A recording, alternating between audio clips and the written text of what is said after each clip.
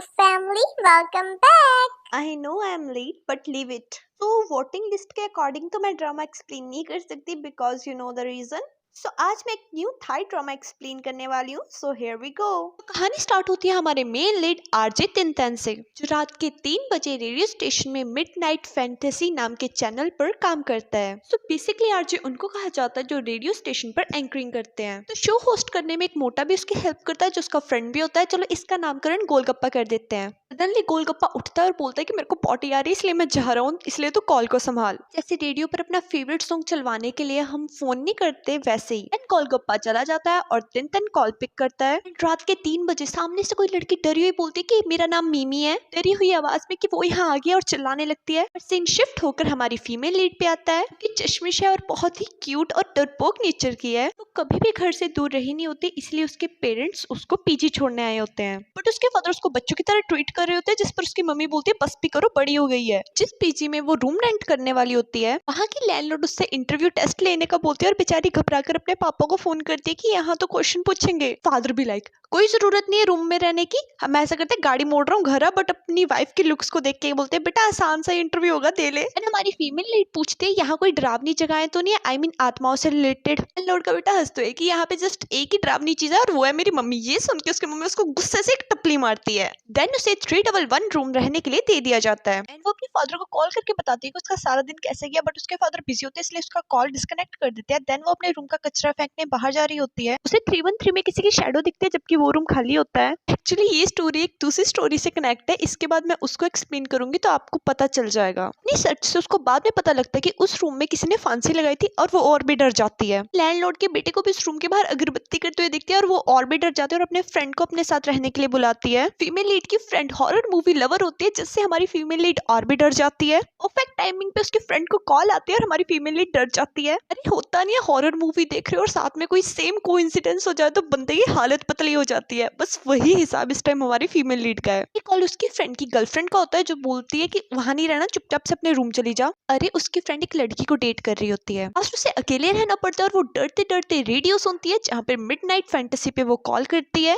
And उसे लग रहा होता है बाहर से कोई चुड़ैल उसका रूम नॉक कर रही है. और ये वही कॉल थी जो स्टार्टिंग में आरजे तिनतन को आई थी. तिनतन उसको हौसला देते हुए कहता है कि मेरे साथ भी ऐसा इंसिडेंट हो गया था बट एट लास्ट वो एक पक्षी निकला था. एंड आप भी जाके देखो ये आवाजें कैसी हो रही है क्योंकि भूत प्रेत नहीं होता. मीमी बहुत हौसला करके देखती है और एट लास्ट वो हैंगर्स की आवाज हो रही थी हवा की वजह से. मीमी हैप्पी होती है और तिनतन को अपने पास फील करती है जस्ट एन इमेजिनेशन. दोनों साथ में उस रूम में भी चेक करने जाते हैं और वहां पर एक आइसक्रीम वाला उसके लिए आइसक्रीम लेके खड़ा होता है. नेक्स्ट मॉर्निंग मीमी देखती है कि वो बहुत लेट हो गई और बेचारी गिरती पड़ती यूनिवर्सिटी पहुंचती है. फ्रेंड को बहुत डांटती है कि तू रात को मेरे को अकेले छोड़ गई थी, तेरे को पता एक रेडियो स्टेशन सुना तब कहीं जाके मैं सोई हूँ. ये फ्रेंड सीरियस टोन पे कि 3 बजे तो रेडियो पर कोई चैनल नहीं आता, पागल भूतों से तो नहीं बात कर रही थी. और इस बात पर वो चीख पड़ती है. उसकी आवाज से तिनतन उठ जाता है जो वहां पे सोया हुआ था और दोनों एक दूसरे को देखने लग जाते हैं. एक्चुअली दोनों सेम यूनिवर्सिटी में पढ़ते हैं बट दोनों को एक दूसरे की आइडेंटिटी नहीं पता. एंड तिनतन उन पर गुस्सा करता है कि लाइब्रेरी के चीखने के लिए है. एंड मिमी की फ्रेंड अच्छा तो लाइब्रेरी तेरे सोने के लिए भी नहीं है. एंड तिनतन उनको एंग्री लुक्स दिखाकर वहां से चला जाता है. फ्रेंड मिमी को तिनतन का निकनेम बताती है जो ऑब्वियसली थोड़ा रूड होता है. तिनतन जा रहा होता है बट उसका फ्रेंड जेम्स आकर उसको रोकता है और बोलता है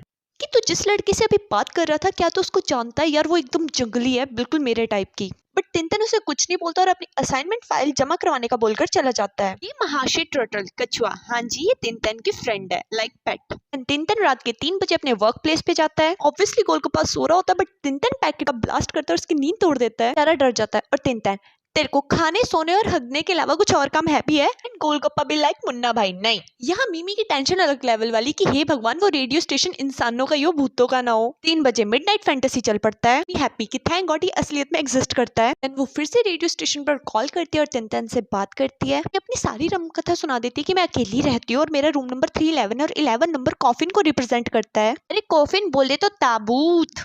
और बताती है कि मैं बचपन से ही बहुत डरपोक हूँ.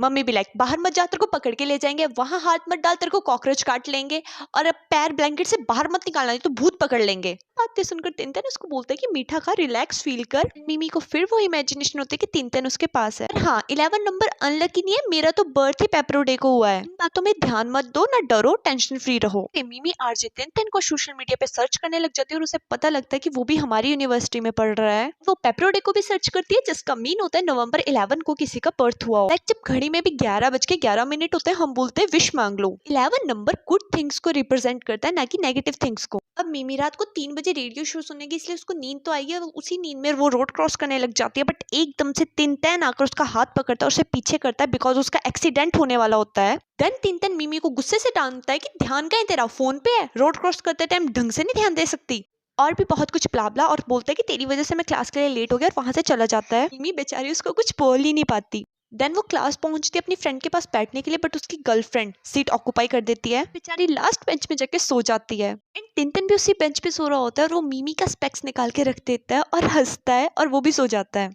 बट इतने में टीचर गुस्से से आते और चिल्लाते हैं, यहाँ पे सोने के लिए आए हो? अगर मैंने तुम दोनों को नेक्स्ट टाइम सोते हुए देख लिया ना तो बताती हूँ तुमको, जाओ मुंह धो के आओ। दोनों हड़बड़ाहट में अपना सामान इकट्ठा करने लग जाते हैं और मिमी उसका स्वीट स्नैक उसको देती है एंड वो इस बात पे ज्यादा ध्यान नहीं देती। और क्लास के बाहर निकलते ही दोनों फिर से लड़ने लग जाते हैं। मिमी आज का तो दिन ही खराब है। टिंटन भी कहाँ चुप रहने वाला था कि तू जोर से खराटे मार रही थी ना, इसलिए हम पकड़े गए। मिमी को उसके फादर का कॉल आता है जो उसको बोलता है आज शाम को मैं तेरे को खाने के लिए टिफिन लाऊंगा।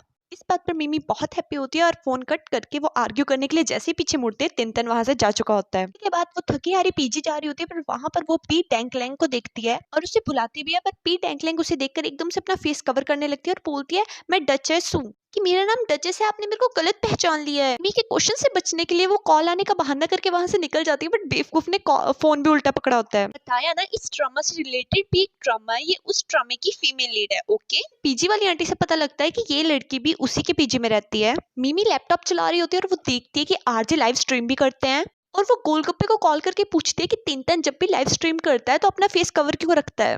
गोलगप्पा उसके क्वेश्चन आंसर से बचने के लिए बहाना बनाकर कॉल ही डिस्कनेक्ट कर देता है। अभी शो होस्ट क्या होता है, उसके पास उसकी फैन आती है, उसको खाने पीने के लिए बहुत कुछ देती है तो रूडली उससे स्नैक्स ले लेता है और बोलता है वैसे भी तू फेंकने ही वाला है, इससे बढ़िया मैं रख लूं, और वहां से चला जाता है। बिहेवियर पर दूसरा आरजे भी टिंटन को कुछ नहीं बोलता, लाइक दोनों में कुछ हुआ होगा, ये हमें आगे पता लगेगा। देन वो गुस्से में गोलगप्पे को पूछता है कि इसकी टाइमिंग तो ये है नहीं, तो ये यहाँ पे क्या कर रहा है। गोलगप्पा दूसरा आरजे बीमार था तो ये उसकी जगह शो होस्ट करने आया था। ठीक है, फादर उसको कॉल करते और बोलते कि वो नहीं आ पाएंगे एंड मिमी सैड हो जाते कि आपने तो बोला था आप आओगे, बट उसके फादर उसको गुस्से से बोलते कि बच्चों की तरह हरकतें मत कर, बड़ी हो जाओ। बट इन रियलिटी मिमी के मॉम ने मिमी के फादर को जाने से रोका होता है, चाहती होती कि उनकी बेटी दुनियादारी समझे और स्ट्रांग बने। वो मिमी के फादर को भी डांटती कि उसको बच्चों की तरह ट्रीट मत किया करो। यहाँ मिमी टिंटन को रेडियो स्टेशन पे फिर कॉल करती है और पूछती है आप अपना फेस रिवील नहीं करते, कैमरा ऊपर करो, मेरे को आपका फेस देखना है। बट टिंटन बहाना लगा देता है कि कैमरा खराब हो चुका है। मिमी के बात पर इंसिस्ट करने पर वो बोलता है कि मैं आपसे एक क्वेश्चन पूछूंगा, अगर उसका आंसर आपने सही दे दिया तो मैं आपको अपना स्कार्फ दे दूंगा एज अ गिफ्ट। टिंटन क्वेश्चन पूछता है पर मिमी भी बहुत स्मार्ट है, वो गूगल कर फटाफट आंसर बता देती है। यार होकर रेडियो स्टेशन पर आती है अपना गिफ्ट लेने के लिए कि इसी बहाने वो टिंटन को भी देख लेगी। किस्मत वहां पर गोलगप्पा आया होता है उसको उसका गिफ्ट देने के लिए। अगर अंदर चली जाती है कि वो टिंटन को देख पाएगी, स्टूडियो के अंदर जाकर उसे कोई नहीं दिखता एंड वो गोलगप्पे से पूछते कि टिंटन ने मेरे लिए कोई मैसेज छोड़ा था, बट गोलगप्पा नहीं, उसे घर जाना था इसलिए वो निकल गया। एंड मिमी बहुत सैड होती है और चली जाती है। इन रियलिटी टिंटन उसी रूम के डोर के पीछे छिपा हुआ था एंड गोलगप्पा टिंटन को बोलता है यार तेरे को उससे मिल लेना चाहिए, वो तेरी जस्ट एक ही फ्रेंड है और तेरे को मिलने के लिए इतनी दूर से आई थी। बट टिंटन बिना कुछ बोले वहां से चला जाता है और यहीं पर बैंग, यहीं पर फर्स्ट पार्ट खत्म होता है। और बाकी तो आपको स्माइलीज का पता है, जितनी ज्यादा स्माइलीज उतनी जल्दी next part. Okay, bye bye.